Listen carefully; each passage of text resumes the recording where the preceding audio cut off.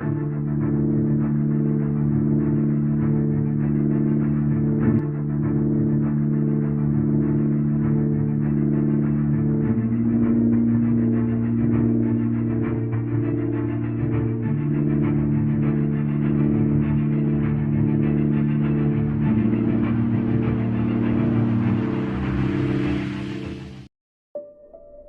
Ung Wanara adalah cerita rakyat Jawa Barat yang mengisahkan tentang dua bersaudara yang bersaing memerintah di pulau yang sama. Dari cerita ini kita dapat mengetahui bahwa kerajaan Galuh lebih tua dari kerajaan yang berdiri di wilayah Jawa Tengah dan Jawa Timur. Dan orang Sunda merupakan saudara yang lebih tua dari orang Jawa.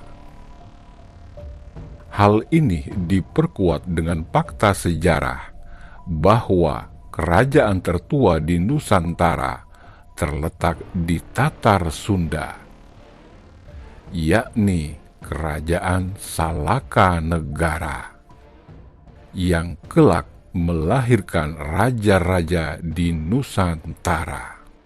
Assalamualaikum warahmatullahi wabarakatuh. Salam sejahtera bagi kita semua. Om Swastiastu, Namo Buddhaya. Sampurasun, Mugia Rahayu, Sagung Dumadi. Sahabat Akarimba dimanapun Anda berada, baik yang nyata maupun yang gaib. Pada kesempatan ini, izinkan kami mengisahkan legenda Ci Ung Wanara, penguasa Tatar Sunda pada masa kerajaan Galuh Purba. Cerita rakyat Ci Ung Wanara ini mengisahkan hubungan darah juga budaya antara suku Sunda yang tinggal di bagian Pulau Jawa, bagian tengah dan timur Pulau Jawa. Bila kita perhatikan, dongeng Ci Ung Wanara memiliki kemiripan dengan dongeng Jawa Timur, yakni Cinde Laras. Dikisahkan dahulu kala berdirilah sebuah kerajaan besar di Pulau Jawa yang disebut Kerajaan Galuh, yang beribu kota di Galuh Ciamis. Pada saat itu, Kerajaan Galuh membentang dari ujung kulon, ujung barat Jawa, sampai ke ujung Galuh, yang saat ini disebut Sungai Brantas di Surabaya. Kerajaan ini diperintah oleh Prabu Permanadikusuma. Suatu hari sang raja memutuskan untuk menjadi seorang petapa. Oleh karena itu, raja memanggil menterinya yang bernama Arya Kebonan ke istana. Sementara itu, saat Arya Kebonan menunggu di pendopo, ia melihat pelayan sibuk mondar-mandir, mengatur segalanya untuk raja. Menteri itu berpikir betapa senangnya jika menjadi raja. Setiap perintah dipatuhi, setiap keinginan terpenuhi. Karena itu, ia pun ingin menjadi raja. Saat sedang melamun dan menghayal, sang raja memanggilnya. Dengan kemampuan ilmunya, sang raja dapat mengetahui apa yang dipikirkan menterinya. Singkat cerita, Arya Kebonan dirubah wajahnya menjadi seorang pria tampan yang menyerupai Prabu Permanadikusuma dan berganti namanya menjadi Prabu Barma Wijaya.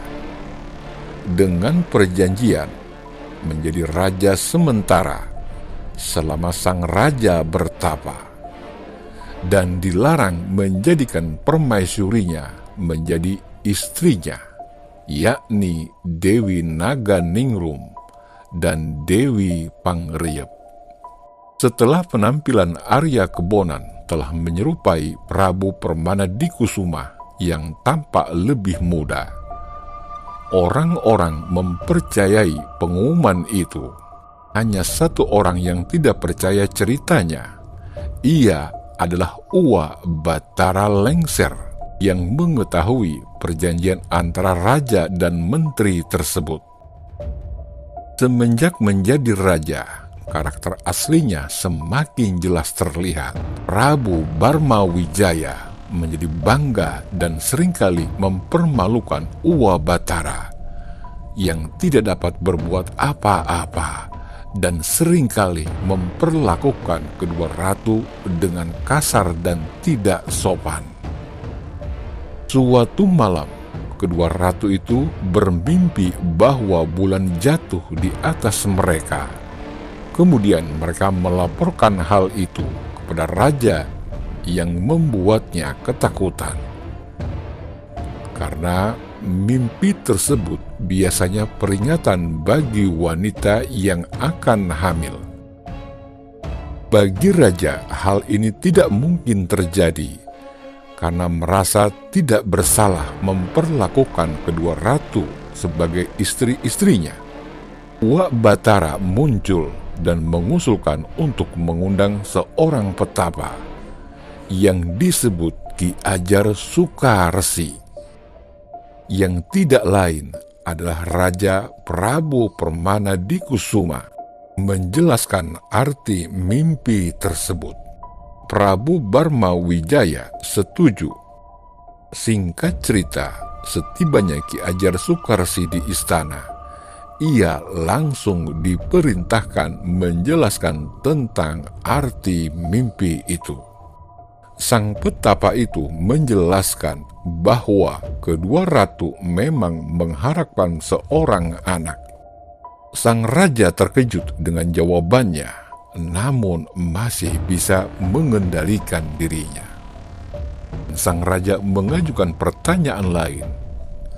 Mereka yang akan lahir, perempuan atau laki? Tanya sang raja penasaran. Keduanya anak laki-laki yang mulia.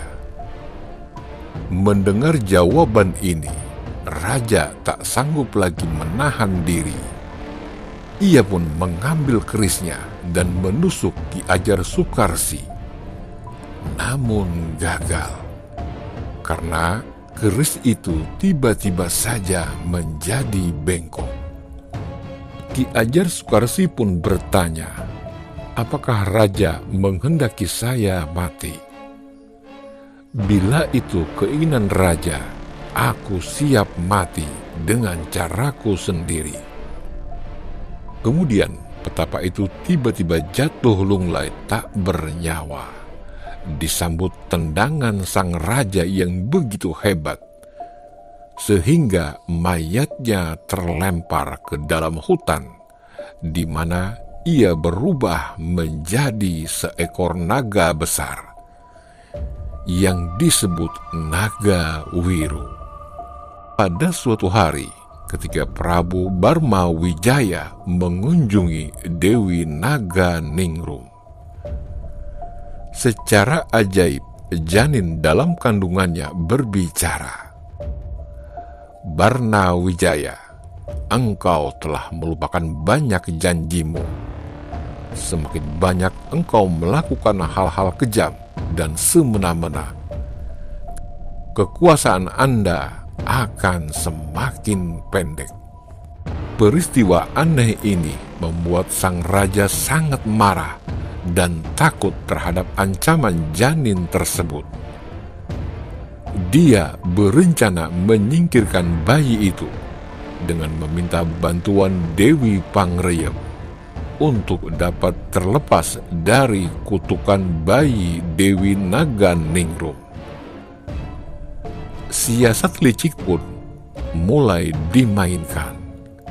9 bulan kemudian, Dewi Pangriyep melahirkan seorang putra yang diberi nama Haryang Bangga. Kemudian, pada saat Dewi Naga Ningrum akan melahirkan, Dewi Pangreyep sibuk memberikan bantuannya, hingga lahirlah seorang bayi laki-laki yang lucu dan tampan. Namun, di balik kesediaannya menolong persalinan Dewi Naga Ningrum, ternyata Dewi Pangreyep berniat jahat, yaitu ingin anaknya kelak menguasai tahta kerajaan tanpa saingan. Ia pun melancarkan niat jahatnya. Bayi laki-laki yang baru saja dilahirkan Dewi Naga Ningrum ditukar dengan seekor anak anjing.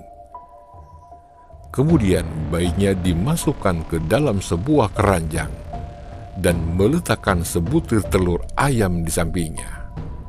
Ia pun segera menghanyutkan bayi tersebut ke sungai.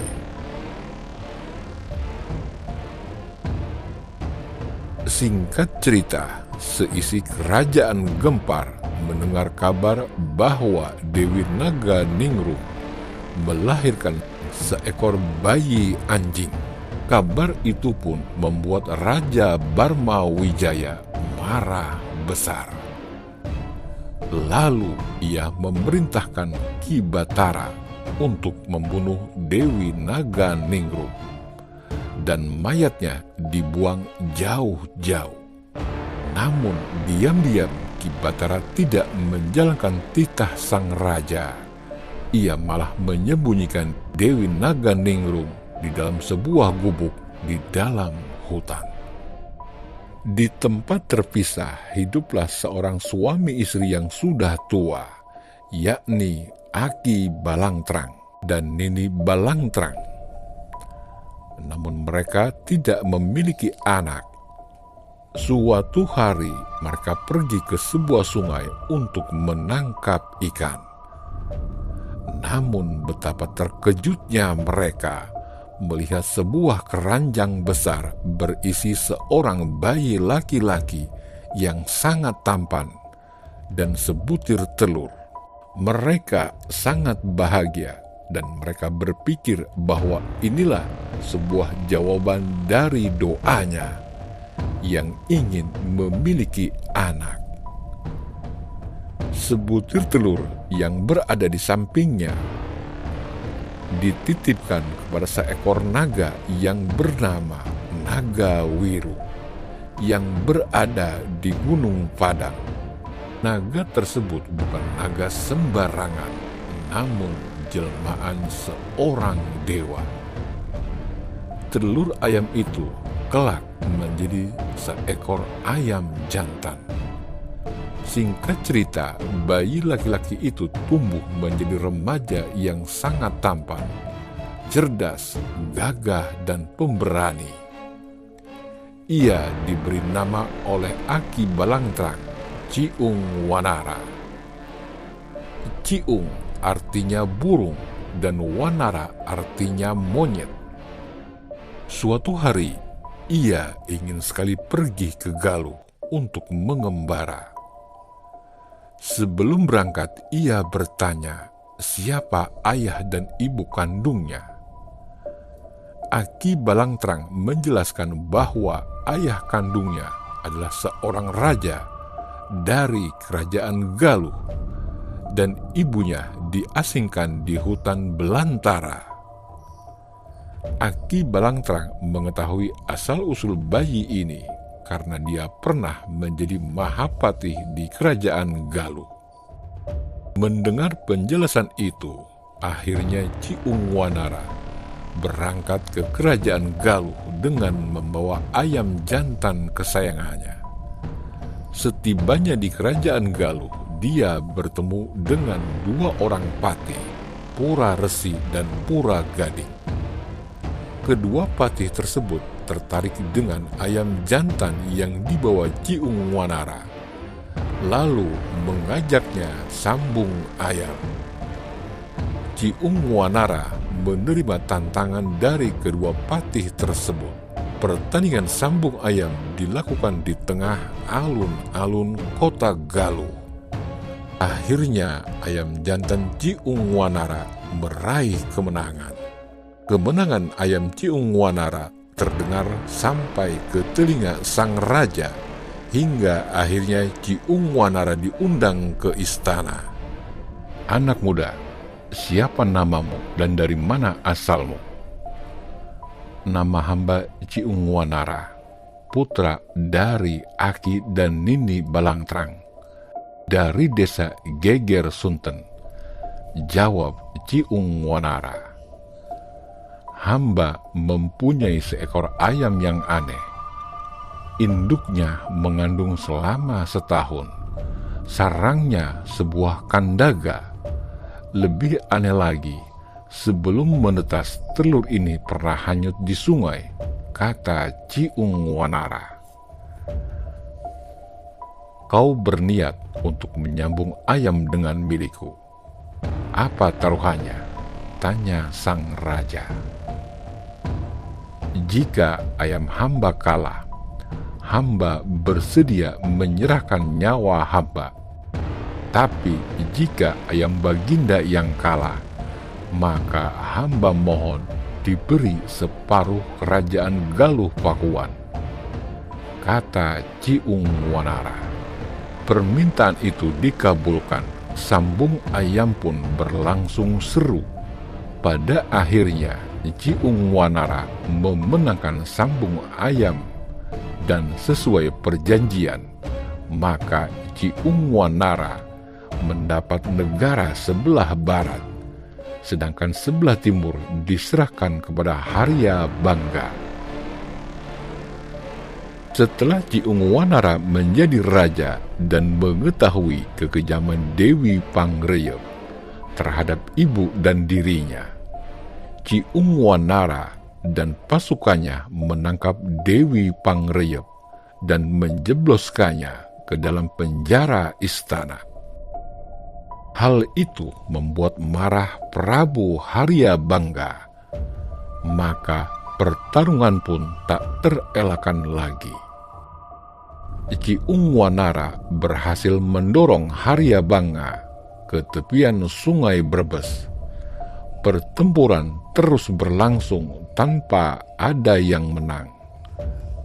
Tiba-tiba muncullah Raja Prabu Permanadikusuma didampingi oleh Ibu Ratu Dewi Naganingrum dan Uwa Batara Lengser. Harya Bangga dan Ki Ungwanara, hentikan pertempuran ini. Ini adalah pamali berperang melawan saudara sendiri.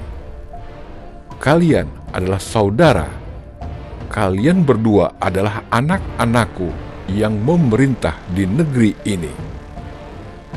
Ki Ungwanara di Galuh dan Harya Bangga di timur Sungai Brebes. Semoga sungai ini menjadi batas dan mengubah nama Sungai Brebes menjadi Sungai Pamali.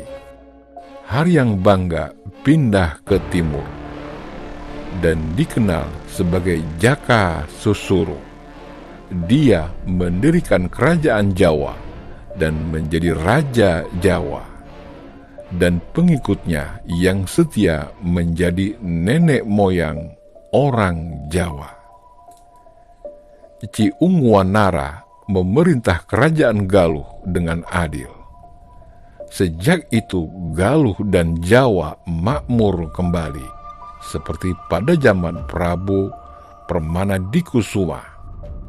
Saat kembali menuju ke barat, Ki Ungwanara menyanyikan legenda ini dalam bentuk pantun Sunda, sementara kakaknya menuju ke timur dengan menyanyikan cerita ini dalam bentuk tembang.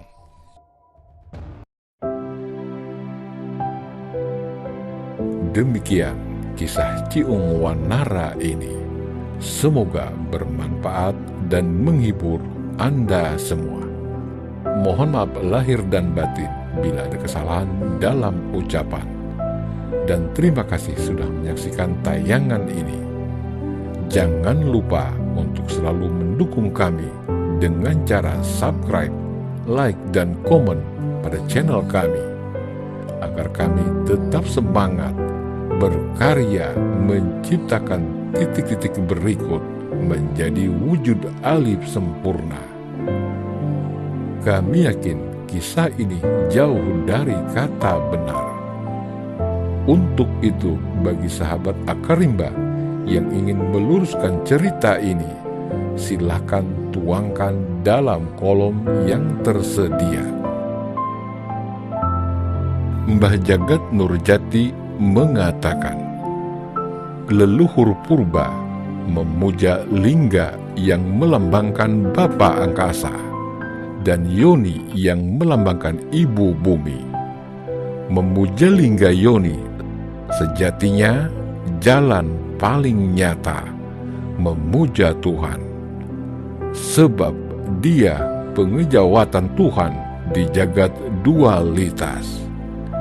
Dia yang semula suwung mengejawantah menjadi kuasa lanang dan kuasa wadon. Bapa Angkasa, Ibu Bumi, itulah asal mula keberadaan. Ingat, amalia apapun yang kau kerjakan di saat kedua orang tuamu tidak meridhoimu, maka dapat dipastikan Allah pun tidak meridhoimu. Sebab ridho Allah tergantung kepada ibu bapakmu. Wallahu alam bisawab. Salam cinta leluhur Nusantara. Wabillahi taufik wal hidayah. Waridho wa inayah. Wassalamualaikum warahmatullahi wabarakatuh.